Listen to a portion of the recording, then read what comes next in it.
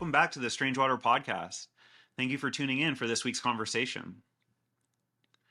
Crypto is an industry that lies at the convergence of many of the world's titanic forces: finance, technology, sovereignty, and many more. But there's one in particular that hits very close to home for nearly every person who wakes up every morning thinking about blockchain: personal investing.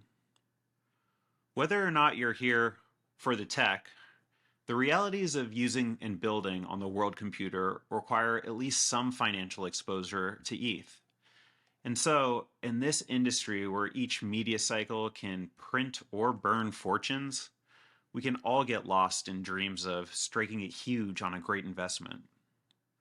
But these dreams are deceptive because they provide a thin mirage over a shockingly dangerous minefield of financial risk. If you aren't careful, you can easily meander into cataclysm. Today's guest is Dave Levine, an investor who has survived that minefield many times and is here to share the lessons he learned from stepping sometimes around and sometimes directly onto these mines. Dave shares the lessons he learned investing through 8 bubbles and his forward-looking thoughts on crypto and Web3 with near daily videos on his YouTube channel, davelevine.com. Today, Dave is going to tell us his story and share with us the lessons he learned from each of these bubbles. As you'll hear us discuss, I do not believe it's possible to be taught these lessons from YouTube or from this podcast. But I do believe it's possible to hear other stories to give you the context and the tools you need to find when you find yourself in a similar situation. And so, with that in mind, please pay close attention to what Dave learned over the course of 8 bubbles, and maybe you can learn it all just in one. One more thing before we begin. Please do not take financial advice from this or any podcast. Ethereum will change the world one day, but you can easily lose all of your money between now and then. And especially in an episode of this nature, I just want to overemphasize: do not take financial advice or form an investment strategy based on what you hear in this conversation. These are just the personal stories and the self-reflections of Dave and myself. All right, let's get started.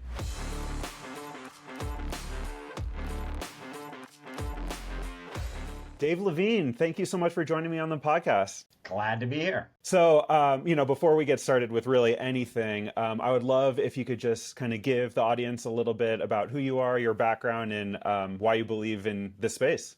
All right. I mean, I don't know how far you want me to go back, but I lived in Japan for a year in 1990, right after college. I was like 21. And I had been thinking at the time that there was something about religion and government and communism, that I didn't love. And I should say some governments, I used to think America was great. The democracy and free markets I liked. And I remember trying to think, why are there these things that don't seem related that I like and don't like, but somehow they are? Anyways, I had this epiphany while living in Japan, and a long story of why I figured it out there, but I had this epiphany that decentralized systems, when there's a centralized system and a decentralized system competing, the decentralized one will grow faster and become larger if they're both competing to do the same thing. I saw this in so many places, so that's why the free market would do better than the central planning, why the democracy would do better than a dictatorship, why, the religion, which was telling you what to do, would be more constraining. Anyways, and that philosophy made all the difference. Now, I didn't realize, I think, how big of a deal it was for me at the time, because I did many other things that wasted time. Now I learned that's my thing. I have good insight into when something is decentralized. I understand the concept better than a lot of people. So I got on the internet when the web started in 95. I immediately was like, this is before people even heard of the web. Yeah, actually, well, that's because my mind is being blown right now to hear that your journey into crypto started in 1990, which is not only pre-Satoshi, it's pre-internet. And so, can you talk about what was going on in Japan that like really made that click for, you said it was a long story, but like let's get into it. It was more of a political. So I was in Japan, and people aren't religious there in the way we think of the word religious, but they had this tea ceremony. And the tea ceremony to me was like a religion. You have like, I don't know how familiar you are with the whole tea ceremony. It's like you wear certain clothes and you sit a certain way, and they pour someone pours a tea and then you hold it like this, and there's all these rules that you follow, and if you do this, it's great. And I was like, what's the difference between that and being a Hasidic Jew? You've got 613 laws, and if you follow them, it's good. And these laws are handed down, and it wasn't from God, but in Japan, though, that came from whatever. And then in their government, where they came from this dictatorship, and I saw they had, I just thought Japan would be just like America because they had the same legal structure and the same laws and the same freedoms, but they didn't live as free. And I was able to see more of the difference. And I had been thinking about this even before Japan. So it wasn't anything to do with technology. It was just, you know, it didn't, that, and this was in 90. This is even before the internet. I mean, Yeah. the internet This existed, is but like PCs are starting to get relevant. yeah, I was always also, I was always interested in, I wanted to have my own business. My father had his own business. His father had his own business. My mother's parents, they had one of their own businesses, a band, yeah, bringing music to weddings, and um, as well as a regular job. But anyways, and that was always growing up. So I always wanted to have my own business. I was looking for, and I believed that profits is a moral crusade. Like if you that I believed in free markets, that if you make money, it's because you're creating something of value, you're adding to the world. Profits is just the language that tells you. And I didn't think, oh, you're trying to make money, you're bad. The only way to make money, I mean, you can make some money by being a crook, but I do believe, and we see this in reality, the people who make the most money are the people creating the greatest things. I mean, Amazon is amazing. Tesla is amazing. I would much rather be Brian Armstrong than SBF. Let's put it that way. Right. Exactly. And again, now SBF had a good year or two. And there's other reasons too. We can go into the whole, I believed it. And so I was like, I want to have my own business. And so then I was attracted to technology because one of my best friends, he made like $1 million when he was 23 because he wrote some software. I had other friends who wrote software and they made money, and it was clearly exciting and new, and so I was attracted to that. And then I saw the internet, and it did strike me this decentralization thing. But I remember when I saw the web, I immediately saw. But you know, many of your viewers maybe, and certainly many of my viewers I know, were too. They never had the experience of seeing the web the first time. Like it was always there. But one of the things that happened, and it reminds me of what's going on now with ChatGPT, when you saw the web, you were immediately like, oh, I see where this can go. Everybody had an idea. I could put my business card on here, which was like, wow, instead of calling the 800 number, I could enter the tracking number through the web page. Like, and those seem trivial, but at the time, it was wow. The restaurant could have their menu. It's like on the thing. Like I could see the menu. Like there was no way to see a menu, right? It was like, wow. Yeah, and I think like there's something pretty profound about like entering these spaces while they're so like primordial and changing and it's so easy to look at whether we're talking like early web, like 1996 web or like shitcoin season or any of these spaces and think like this is a mess. Like the only thing that's getting attention is the most outrageous, most silly, like most stupid stuff and like how can anyone think that this is serious? This is a fad, like, and you just like it's so easy to get stuck on what's in front of you and like miss like that what's in front of you is a reflection of like how early and like how unexpressive these things are. And so I think like everyone approaches these technology or is faced with these technologies at some point in their life, but there's like something different between the guys who look at this stuff and say like, "Ugh, disgusting, racist Pepe's, like I need to get out of here," versus like the guys like you and me who say, "Ugh, disgusting, racist Pepe's, like I need to get in here." Well, and I think it's also more a lot of there's 100 things, and I look at the one that's like, oh, a better finance, better borrowing, lending, right? Better better payment systems, better privacy, like all of these things, better security. And those are hidden within all of these other things. And then a lot of people who aren't really looking deeply, they don't see those. They only see the things that's in the entertainment news channels, which is the stupid stuff because that gets more clicks. Um, and on the internet, when it started, one of my things I immediately thought this is okay. This is going to decentralize the spread of information. Like I understood that other people did, and then I saw, and I didn't even know what I could do. I was just like, I got to figure out how to start a business on this thing, right? And but the thing then, it wasn't as much that it's stupid. There was a little of that, of course. Cats and sex are the only things that anyone will ever do. But I remember talking to my parents, and my father, he's a business guy, and he looks at profits, and he's like, okay, you know, and let me get to the punchline before is so I started a mall on the web, which was the thing to do in '95.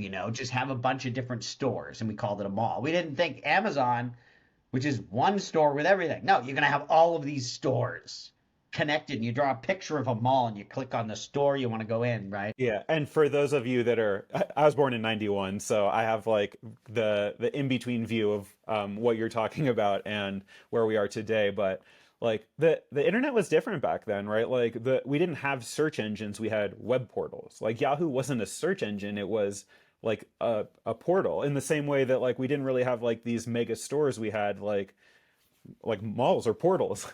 Well, the mall was popular for a few years, and then people started to figure out just put everything in one store, right? No, no, just point as being like this is like you're saying, we are seeing the same things in Ethereum and in Web3 that have happened in Web2 and in Web1, and like it is like really, really important to understand that. Right. It's yeah. There's the similarities of. But anyway, so I started them. I started this. I had all these stores, and some I made some sales. Most of them I made none. No, no traffic. Nobody cared. But the one store that had the most consistent sales, profits, and traffic was selling sex toys.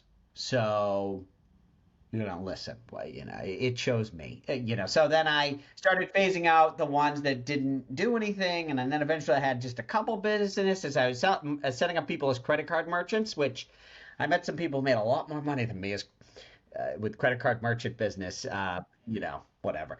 But anyway, so I did the toy thing. And then my other thing was people were like, oh, can you build me a toy store? People would have some like porn site and they would want a toy. And I was like, if I build all these stores, then I got to maintain them all. And I thought of, they used to have this 900 numbers. I thought of the first, I created one of the first affiliate programs, and I made it a white label affiliate program that was on the internet. In '96, I did that.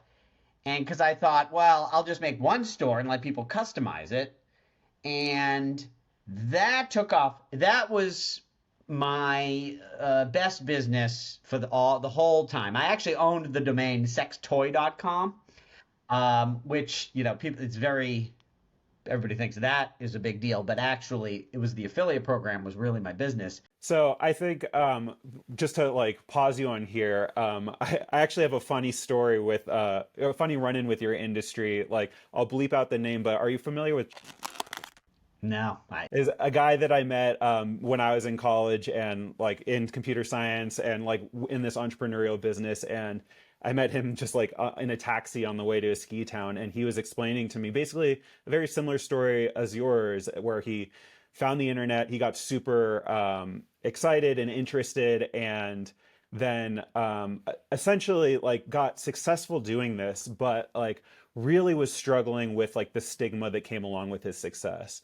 And so, I think while like sex toy stuff is like even particularly like stigmatic, or if that's a word or whatever, but like I think that is like it is relevant to like the things that we're doing, right? Because like especially during bear cycles and especially like when there's do kwans or SBFs, like it can be pretty shameful to be in this business. And so I wonder if you have any reflections from a thing that's much more serious, like how does that work? I had this other my one of my other epiphanies, other than the decentralization, was that I thought business was an art form, right? And everyone, the business, you had the guys in the suits, that's who makes money, and then the artists, they hate money and profits, and they're cool and creative. It's like, why isn't a business a creative process? And I had this attitude going into it, like I'm an artist, and so when I started, I actually like bleached my hair blonde, like, and had spiky, like I was like, I looked like That I was was in the a band. 90s. I Yeah. looked like I was in a bad band, and I looked terrible. But most of those pictures are hopefully destroyed. But so I for what, and I also believed, the philosophy of business is that you need to do something different. And I knew about that. Oh, they'll say you aren't good. So I was like, from an early age, sort of almost attracted to or not afraid of, oh, you're doing something stupid and that's bad. I mean, I would think about it. Is it actually bad? And in hindsight, there are some negatives to the commoditization of sex, and I did some things. I did get into some trouble, which is a whole nother story regarding, thinking everything's fine when everybody says it's a bad idea. Sometimes people are right, but as regarding business, it is good to do that. And then I was proven right enough times. Like, you can't have a store with no inventory. I just outsourced I did drop shipping, and I had the most products with no inventory. When are you going to get a warehouse? When are you going to get a warehouse? I'm like, I don't know. I'm looking at the numbers. I have more inventory than anybody, and I'm not spending any money. You know, um, and so I was used to this, and honestly, it was worse. Being in Boston in the 90s selling sex toys, like even in Boston now, it's fine. Everyone thinks sex toys are cool now. Like, but it was it was hard. So I was used to it, and then I did well, and then it became totally accepted, and then I became cool, And so I had a number of things, and so then when I got into crypto again, I had that negative, but I'm like, that's my thing. Like, this is what I do. So before we move into like how you got into crypto, while we're still in the sex toys, I am confident that you had problems with payment processors because of this business. Yes, in fact, I'm sure you've heard of choke point 2.0. It's choke point 3.0.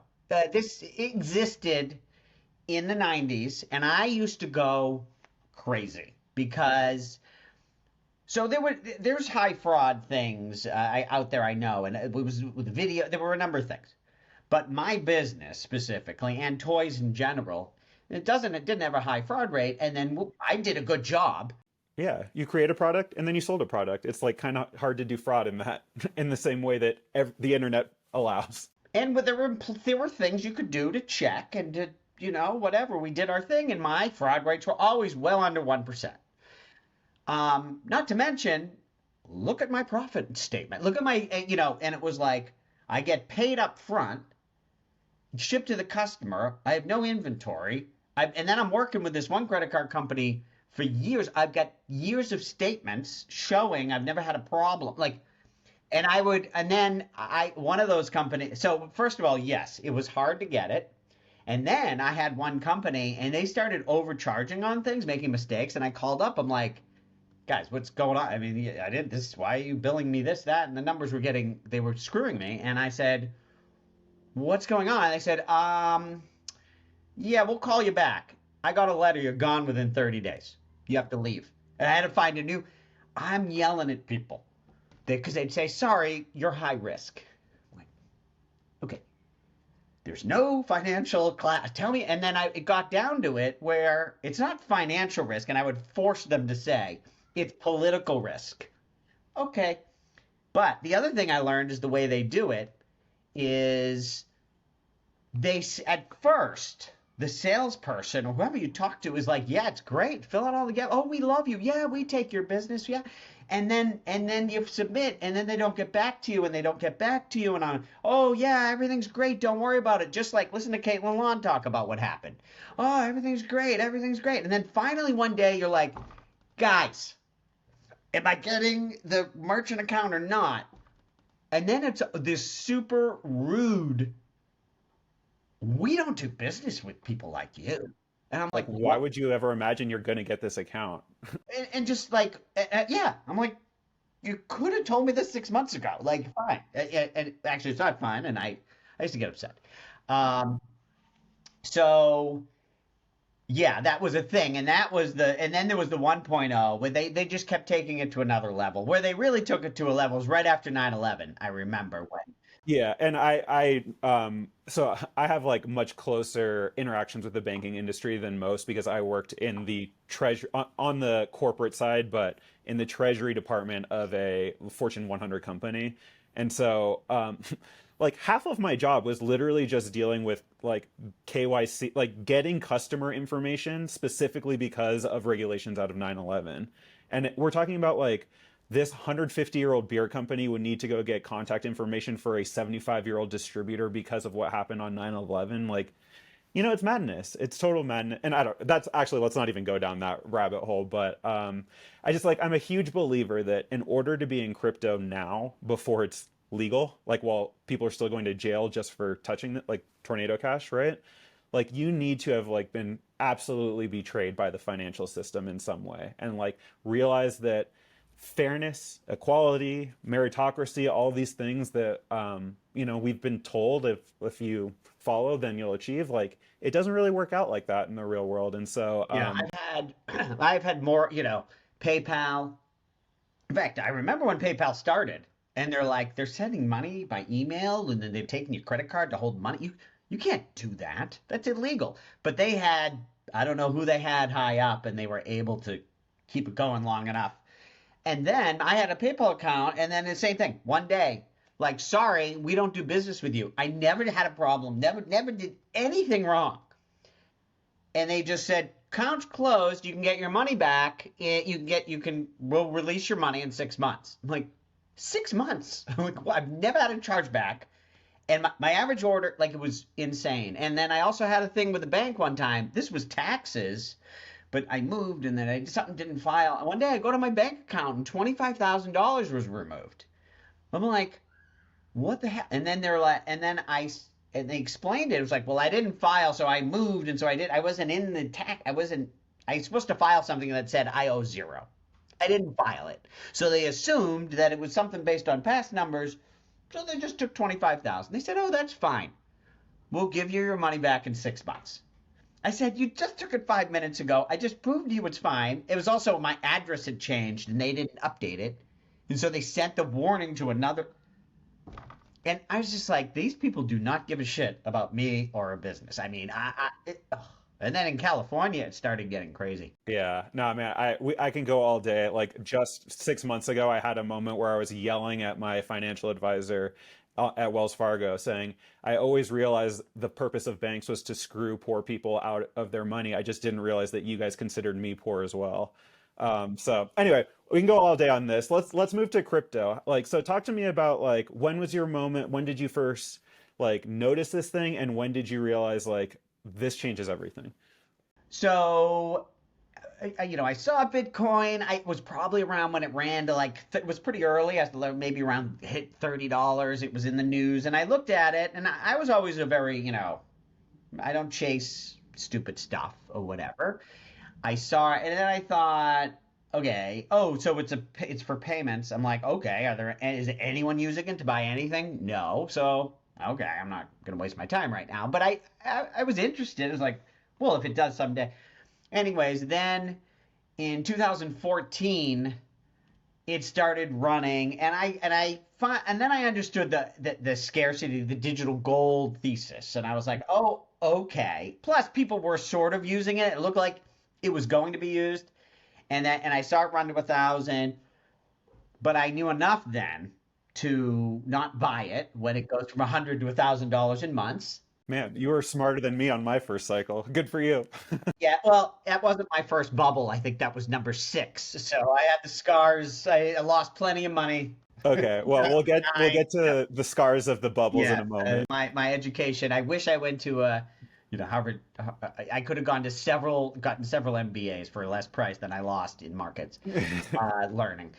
So So you knew better than to buy at 1,000. I waited. And then I got in it, But anyways, my thought was, oh, this is decentralized money competing against centralized money. My philosophy, and. And I said, okay, I can make a little bet on this. Nothing huge, but it was a position like I would own any stock, and I have some of it.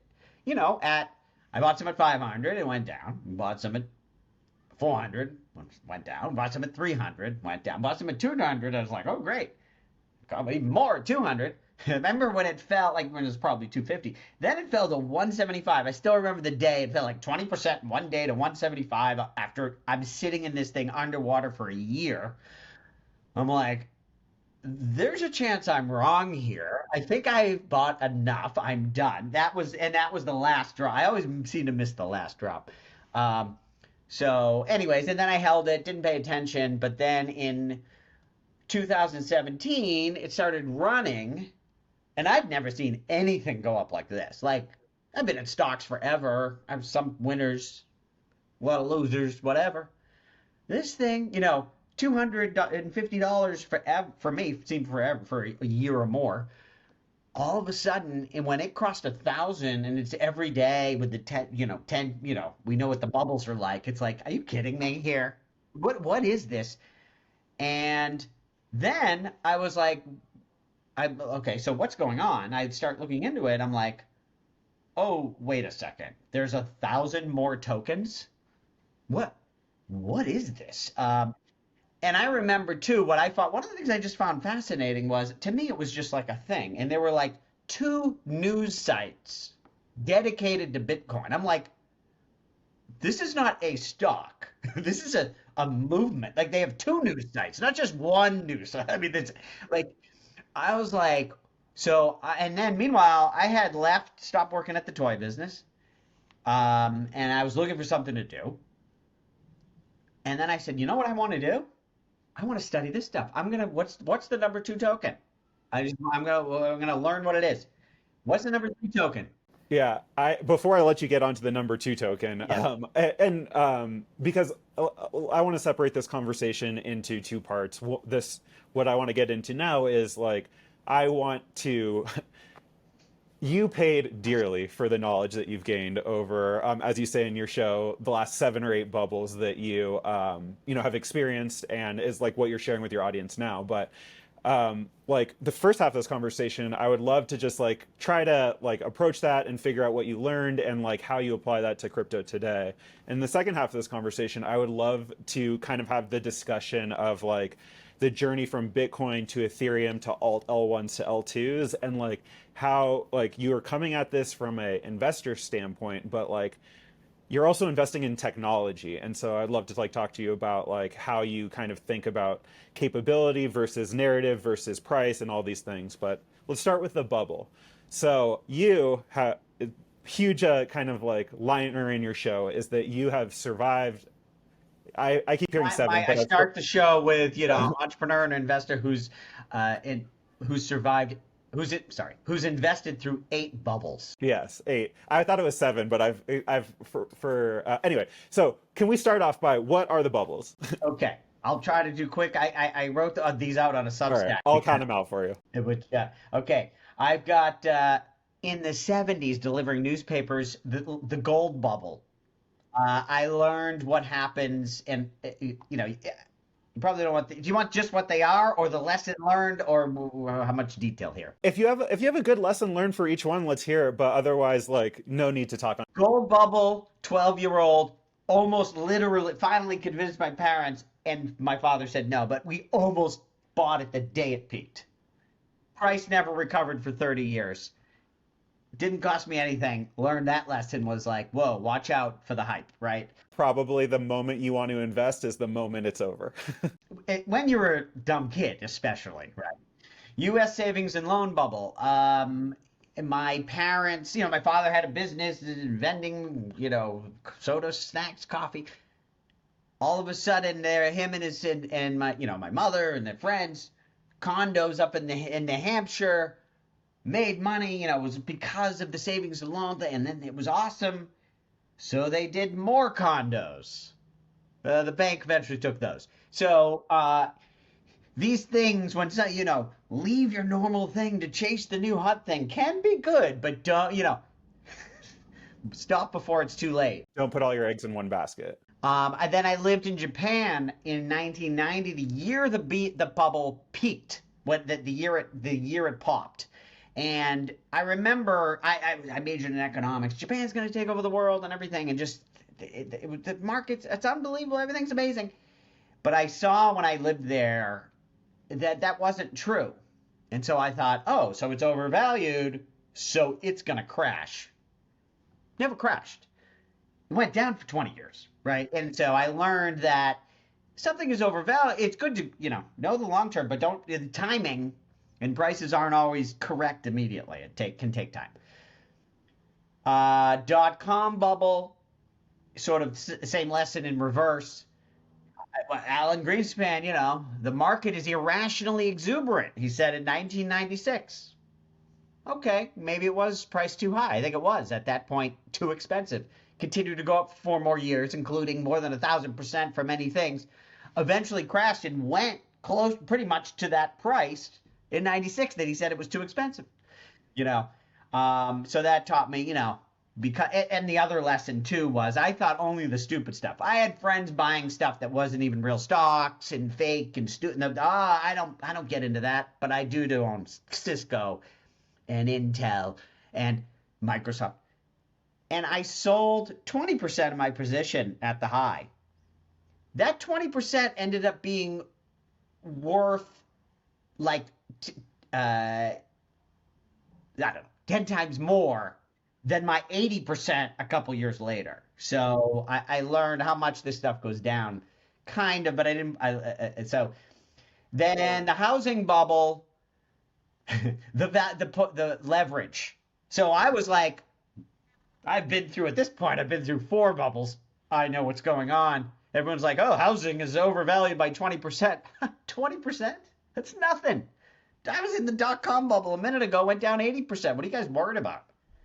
Well, if you only have 10%, you only own 10% of the value because you got a loan on it, and it goes down 20%, you're now negative. That's worse than losing 80% of something you own. Losing, now you're negative.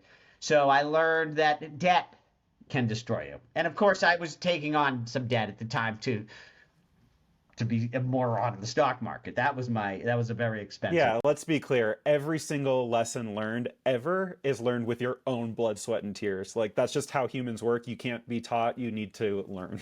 Well, some of it can, and that's why I have my YouTube channel to try to help and hopefully our show here, you too. We're trying to save one moron at a time. And I call people morons because I'm yelling at myself. Believe me.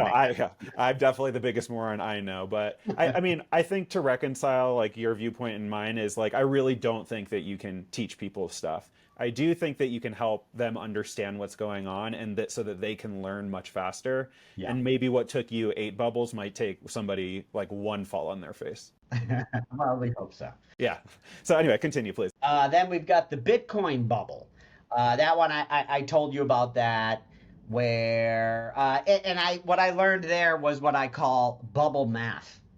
Now, many people believe, and I'm not sure you're familiar with this math, but so okay, and I knew this. Bitcoin, it could go down. You figure 70 to 80% it goes down, right? Now I'm closer to 80. I would be pretty sure. At the time, I thought, 70%, maybe whatever. So once it fell more than 50%. And it can go fall to 70. It's only got 20% more to go, right? So, so maybe it won't, or whatever. And I'm going to buy down, but we're close.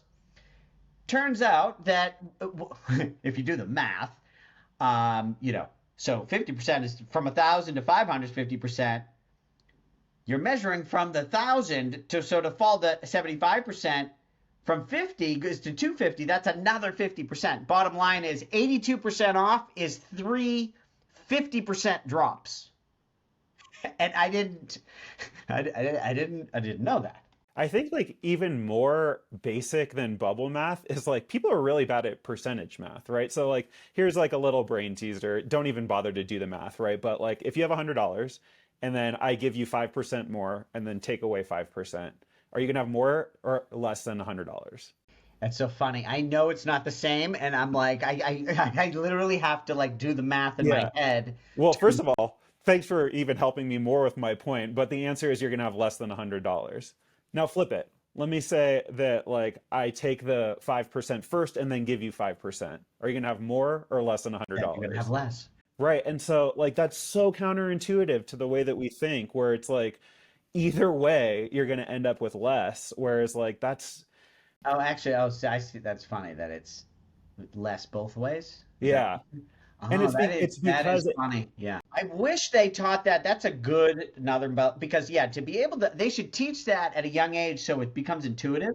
One of Buffett's things was that he studied this investment stuff when he was so young and deeply that it's intuitive. Like for me, I literally have to get out pen and paper every single time with these fucking fractions and percents. I no, but mean, see, you're this is like you know the meme with the left curve, right curve have the same take, and the middle curve are is like the dumb take.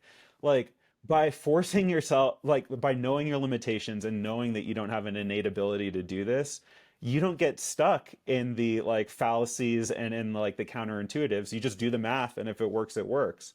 And like again, the easiest way to understand this is like, okay, if I have $100 and I want to increase it to 200 or 500 or 10,000 or 100 million, like by a percent increase, I have the space between 100% and infinity to express that. If I want to go down to any number, I only have the space between 100 and 0 to express that number. And so the lower numbers below 100% are going to need to express like so much more than the larger numbers. Like this isn't how we think of this at all. right. And that's interesting. So there's probably some good math. One of the things I talked a lot in my videos is, everyone's always looking for how much to go up, and they're not thinking about the other part of the equation is how much could it go down. And it's so expensive to get killed, and it's like you're better off having several whatevers and a few winners than to have some winners and some getting killed. Like, and I'm thinking, but there's some math behind. There's probably a better way to express it than for me. It almost feels like a gut. Well, let me respond to your gut, and let me pull you back to the .com bubble because you'll get this. All the children listening might not, but what is the number one like poster child for like the most absurd, overvalued, silly .com company? Pets.com. Okay. I mean, I have so many. I didn't. I know, I know. Van, I had a friend in this company. I can't even remember the name of it, but they were delivering door to door. You could order 75-cent piece of candy, and they delivered it in an hour. Okay, that's funny. No, but pets.com, right? So it got like it raised hundreds of millions of dollars at billion-dollar valuation. It was like it IPO'd at the peak of the bubble, and then like literally within like 2 months it was down 80% and it was dead before the year was over.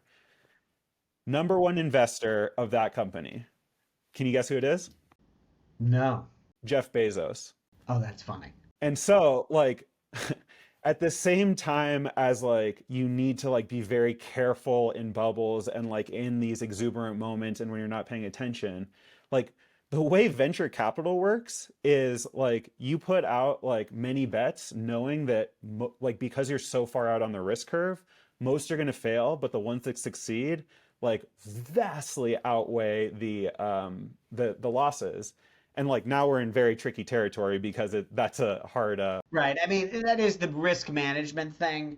But yes, I mean, I know that, and I do have some stuff that could, although another topic is how I think I think what I'm in, and I'm not sure exactly what you're doing with your investing, but there's apparently a term for it, liquid venture. It's like venture capital, but everything's liquid.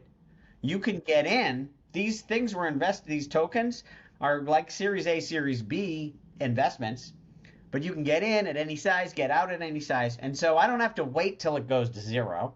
I can get out. And there are those risks. I mean, any of these, yeah, I own Frax. I love it. That thing's got that risk reward. I mean, who knows what's going to happen? That could moon. USDC could become, who knows? And I shouldn't pick on Frax. What else do I own? SNX. I mean, all of these things could have that catastrophic failure. But I think I'm thinking more about the math when you balance. No, yeah, that's exactly my point. I like literally, I'm I li I've only lost money in this industry. I joined in 2021, so like my cost bases Oh are wow. Okay. so Well, like your education has moved quickly. well, yeah, so don't listen to me on anything at all, especially when we're talking about like how to build a portfolio. But I was just queuing off of kind of what you're saying is that like bubble math is weird because like you have to understand that like if you're in an industry where like you have like 10,000x gains, but also like to zero like very quickly, like it risk reward becomes about like it's a very different mentality than about like assessing risk and like long term forces and these kinds of things. And so I don't have answers for any of it, but like what you learned in the Bitcoin bubble like is not a trivial thing. Like bubble math is different than regular math, which is different than financial math. Right. Okay. So that was Bitcoin bubble. That was 2014. Then I called it crypto bubble. You could say it was led by Ethereum, but that's when I finally really learned about this risk management because one of the tokens I liked was Stellar, which my thing I only liked I liked Bitcoin, Ethereum, and Stellar. I played with other things, but that's what I put. And so my thing was, has it launched? Is it decentralized? Because no one was using anything. Has it launched? Is it decentralized? And I feel like there was another thing. But anyways, Stellar was one of the only things that actually launched. Oh, and is anyone using it? Those were the only three that satisfied that criteria. And so Stellar, I got in at under 2 cents. Within 6 months, it was at 90 cents. Okay. Talk about never seeing something go up so fast. And it became like a big percent of never mind the crypto portfolio, which I started small. I don't advise people putting a lot of money in, but if you put it in and you make it, so I made some in Bitcoin in the last month, then I, diversified a little with some Ethereum and then the Stellar. Now it was a decent amount of money and it was just Stellar was like a real amount of money. And I remember talking to somebody who was just like, well, sort of talking about risk management. You need to respect market cap. He's just saying, I mean, that thing you need to understand can go down a lot more, than Bitcoin. And obviously your stocks and your home, and understanding that risk curve. And I always understood that, like what you're saying, how you can learn, but you don't really learn. I understood it's further out on the risk curve. But the numbers were so extreme that I really learned. How much did it go up? How much did I make in such a short amount of time? And then it started falling. Fortunately, I figured I learned that in time. And then I learned this idea, which I talk a lot about on my videos, where when you got to look at all the stuff you own, what percent of your portfolio is it? And does it make sense? Like I loved Stellar at the time. Now, in 2018, I made my video. I've given up on this thing. It's no longer. I want to buy it. These things. I wish them luck. Believe me, and I hope it does great. And I'm not saying it's going away. We can talk about Stellar if you want, but anyways, I did get out of it, but I loved it at the time. And when I realized I need to sell some, it wasn't because I don't like it. It wasn't because something changed with the business, with the fundamentals. It was just risk management and how big of a bet do I want to put on this thing that just went up 3,000% in 6 months, right? And so to look at investments like that, I mean, I could go on and on about how to. I don't know if you want another example, just like with ETH. In 2019 with Ethereum, I'm like, I really believe in this thing. And then, well, really in 2020, I was just like, 10% of my net worth in Ethereum was like, okay, that's a good bet. 10% of your net worth in one thing is a big bet in general.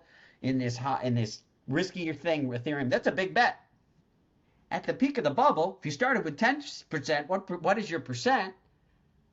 So now I still love Ethereum. Nothing's changed. But if I thought 10% was big 2 years ago, should 50%? What is 50%? Is that too big? And okay, it's the same thing, but it just went up 1,000% in 2 years. So, is that the size of a bet I want to make? Not to mention, I see the central bank pulling money out. So I need to reduce risk. I'm not selling it. I'm not out of Ethereum. And then it felt at that, everyone was laughing at me because I thought I had 10% position in Ethereum. Then in 2021, everyone's telling me I'm a moron because I'm trying to sell down to 10%. And when I say trying to sell down, it's funny when the market's going up and your dollar cost average selling and you sell, 3%, and then the next day it goes up by, 8%. And now I have more than I did before I sold it. So sorry, I think we might have just transitioned into the last bubble there, right? Yeah, sorry. That was risk management. I learned in the crypto bubble. And then the last bubble was our last 2021, the everything bubble, which honestly, finally, the first time I really feel like I'll just say it. I fucking killed it. I mean, I saw what was happening. I got in. I like felt I knew when we were in the boring low. I knew to accumulate. I saw DeFi early. I lined up all my stuff when it was riding. I made a video when Bitcoin crossed, when it started running, and it passed like 5,000. I made a video that said it's gonna go to 50 and higher, and when it crosses 50, that's when you're going to want to start selling, and that's when all the morons are coming in. I said that like a year before it happened. And then in February of 2021, I said, nobody listened to me when I said that, what I just told you. And nobody's going to listen to me when I say the dollar cost average ETH over 3,000. And we had 8 months to do that. And so, and that's, accumulating stable coins. And then again, getting back in here at the boring low, June of 2022 started going in. And it's all looked great. Granted, I understand that the next bubble, something tells me I don't know it all, and I will have more lessons to learn. But that one, I guess the only thing I learned is that being right doesn't get you more viewers on YouTube. Yeah, let's not talk about content because that's just like literally the route to insanity. But I think a perfectly valid lesson to learn from a cycle is like if you like stick to like your lessons and you stick to your plan and you like stay measured and like you execute, like it works out, and that's not to say that the next cycle is going to go as well, and it's not to say that the next cycle is not, but like that's a lesson that like shit works. Right. I remember because I couldn't help but feel in 2021, it's like, I love Ethereum. I think it's taking over the world. It's like selling over 3,000. Is it going to go higher? Yeah. Well, then why are you selling? Because it's probably going to be lower in 2 years. Why would it be lower? I don't know. All I know is I've lived through 8 bubbles and it's going to be lower because that's how this shit works. It doesn't make sense to me. I don't know why. And now in hindsight, it's like, oh, obviously it was going to go down. Well, why would it go over 10,000 next time? I don't know. All I know is I've been through all these bubbles. No, so I mean, I found your content. I mean, I know it was like right around when I started tweeting, which was June of last year, and I think it's because you reached out to me, and like that's how I found your content. And I remember at the time, like just to be clear, I had been in crypto for less than a year at that point, and I had placed my like the vast majority of my bet up to like at ETH above 4K, and like put too much money in Ohm, and just like first cycle stuff, right? Yeah, and so and what I was seeing your videos like as we were watching Do Kwon tumble, right? And I remember just like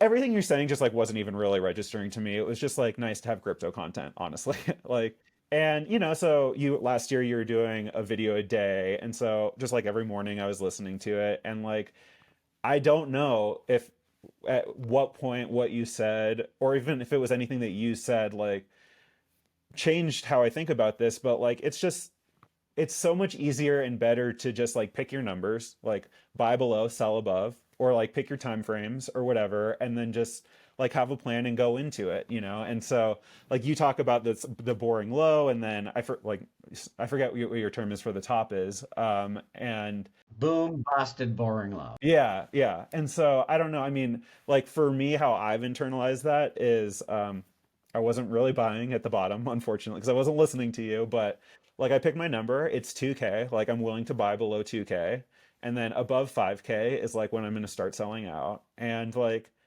I don't worry about this stuff anymore. Well, and just someone just commented on a video and talking about that. And one my thing, he was like, "Oh, ETH under 1500."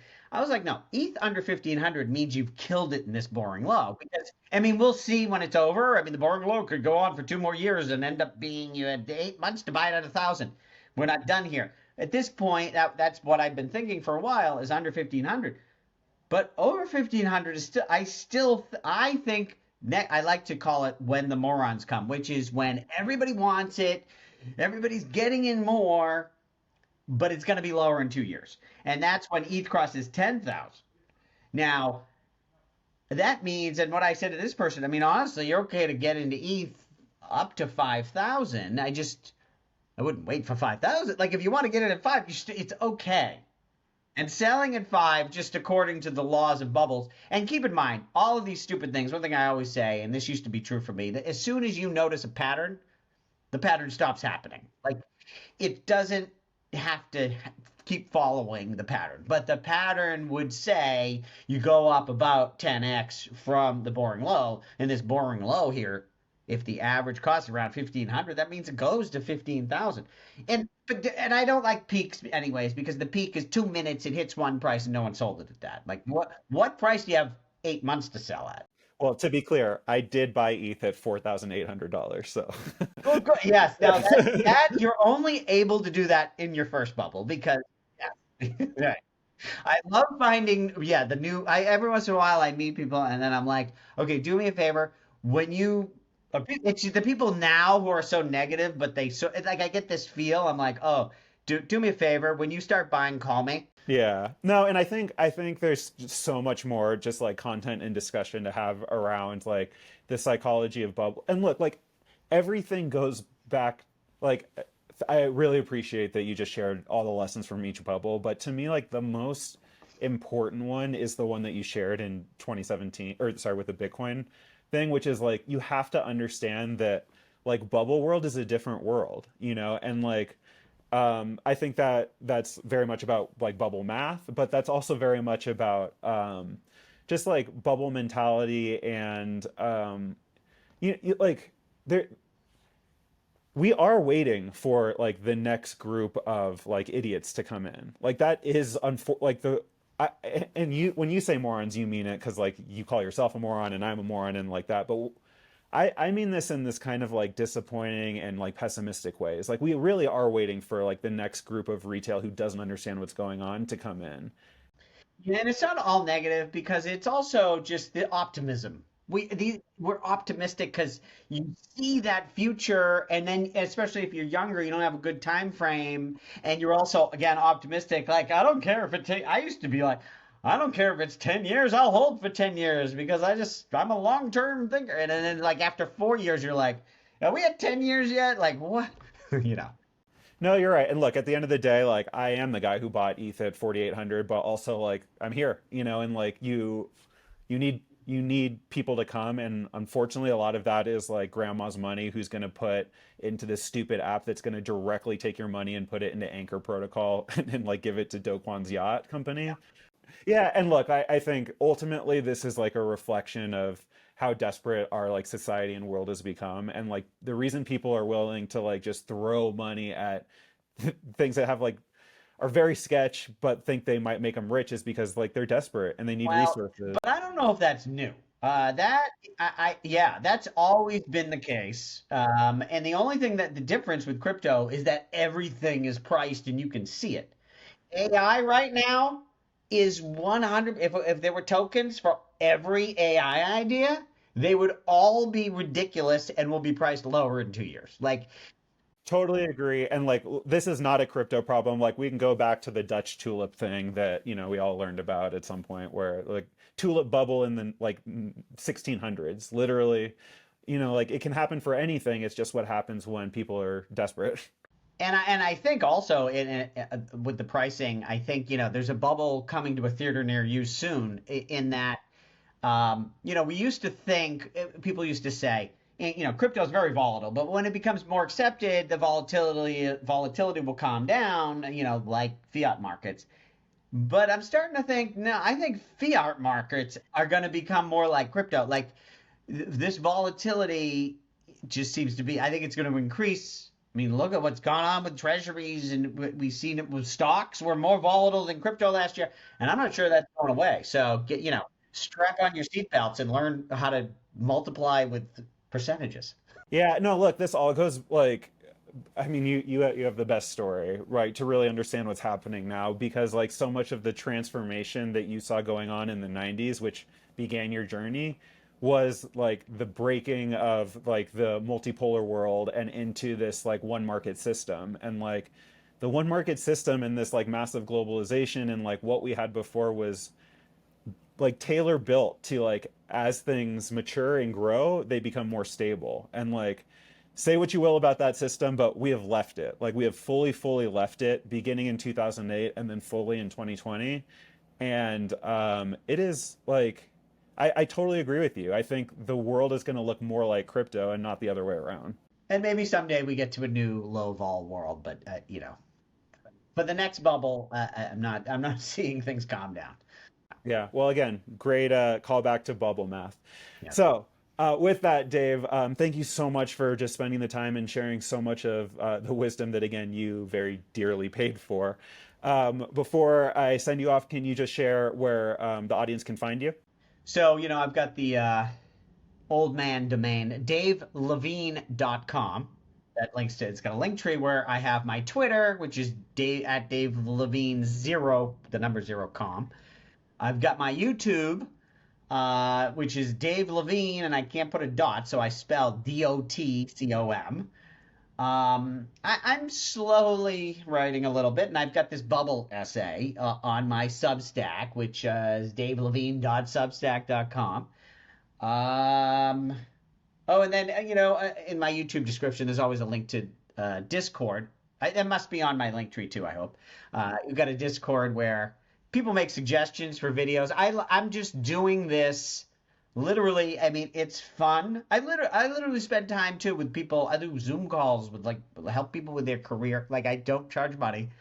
I enjoy it. It gives me something to do. I mean, mostly retired now. My job is not selling ETH until it crosses 10,000. Then I gotta spend 20 minutes selling some. So I enjoy trying to help people. I love the feedback. I like getting questions. And also, people, believe it or not, have helped me. And I remember spotting, I can't remember exactly what article you wrote, that when I hit you up, I was like, this guy's smart.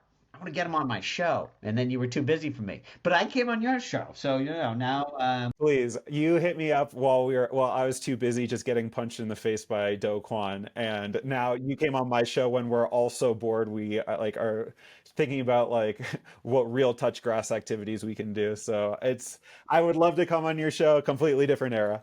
Okay, great. I don't even remember what it was that you talked about that I loved. Anyways, but I'm watching your stuff. What is your website? I'm not trying to just plug you, but you mentioned it. I didn't know you had a website. Oh no, honestly, I just when Elon bought Twitter and things became just so like volatile on that platform, I was afraid I would lose my content. So I just went and got all my threads and then put it on a website that's called inevitableeth.com.